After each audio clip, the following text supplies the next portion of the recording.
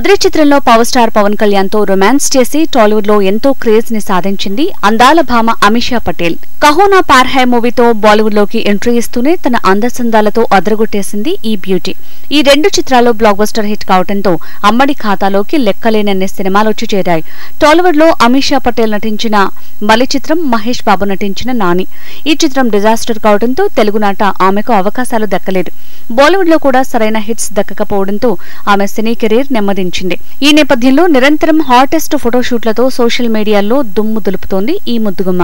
అమిషా వయసు 46 ఏళ్లు అయినా తగ్గేదలే అంటూ లేట్ ఏజ్ లో ఘాటు అందాలు గుప్పిస్తోంది. ఆ ఫోటోలు సోషల్ మీడియాలో తెగ వైరల్ అవుతున్నాయి.